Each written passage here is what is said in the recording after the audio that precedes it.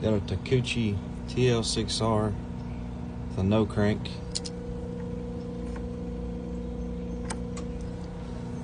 Just a little click coming from the engine compartment. First things first, I'm gonna test the battery. It looks really new. It's got a 11 to 24 date code on it. 800 cold cranking amp, regular flooded. Showing all good there. I want to check the exciter wire on the starter, but it's on the bottom side, little black harness there. I'm gonna got the bolts pulled out of the cab up here. I'm gonna raise this cab up and then go from the bottom side. All right, so got the cab up. You can see the starter right there. Have to reach up under the bottom, clip onto the exciter, and then we'll check it and see what we're getting there. Well, I checked my exciter circuit for the starter. It's all good. Starter's trying to engage, so I think I may have an issue with the battery, even though initial test showed good. I'm gonna hook up again and then I'll show you guys what I'm gonna try. Okay, so I figured out something here. I want to show you guys. I know I already tested this battery once, and as you can see, it's 12.29 volts. Test it for the 800 cold cranking amps. This is with the ignition off. Okay, 837 is what it's reading.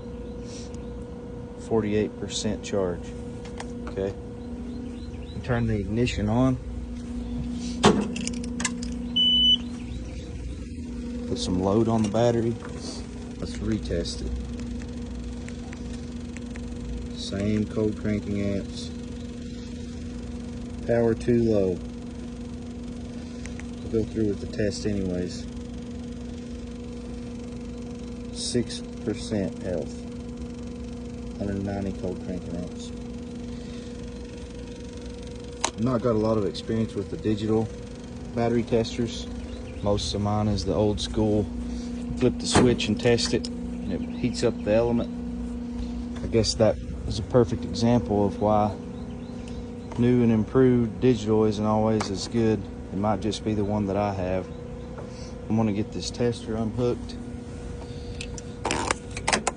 connect my jump cables up to it, charge the battery off my welder for a minute, and then we'll see if she'll start up.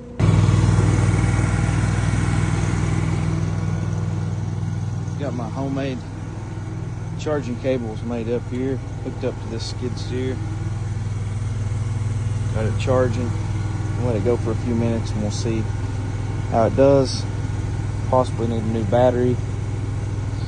These cables I made up myself. The Miller brand one were just way too expensive, but that's an Amazon special there. I guess I should say also, this Top Don's probably not technically a load tester for batteries, so that might be why it's giving me these little quirks and issues. Nothing against Top Don, I like their tools. I got a few of them. Maybe they've got a load tester that I just need to get it. So I got the battery charged up. Check my voltage again, it's good. Check the supply voltage to the starter, it's good. Exciter's good. You can hear the starter and feel the starter trying to move if I put my hand on it. Took my trusty dead blow here, gave the starter a couple licks, went back up. It turned over slow, but it did start. So we need to replace the starter. But now we have a fault for our CCV heaters inside and outside supply voltage. So I'm going to check that out while I'm here to make sure we don't need anything else, and then I'll get back with the customer and get the parts ordered. Got the CCV heater unplugged. We need to probe into pin 1, which is going to be the red with the green tracer. Use test probe. Okay, so got that set up. Now I'm going to trace it out and see which fuse it is in the cab. It's not got a good diagram. So here's your two CCV heaters. They're supplied by one common wire that splits before the connectors. So I followed it down goes into the cab to a fuse box. The fuse is F5C right here. Calls it a blow-by heater. Opened up this box and I noticed there was one missing. I figured it might have been for like an AC option because this is an open cab, but I've got my meter set up here and I've got it on ring for continuity, and this is going to the supply on the CCV plug. So continuity there, no fuse in it. Wonder if there was a reason why. I'm going to talk to the customer and see if this alarm's been going off for a while. It's likely that it has been. So I got the fuse installed, got my meter back here on the power supply, same pin on the connector.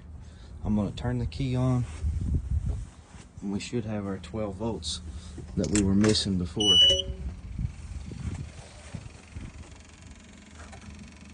There we go. So that's on that side. I'm going to plug into the other one as well just to make sure both of them. Yep, got power on both. So I'm going to take my meter off, plug them back up, and test it out. Okay, so we're going to fire it back up.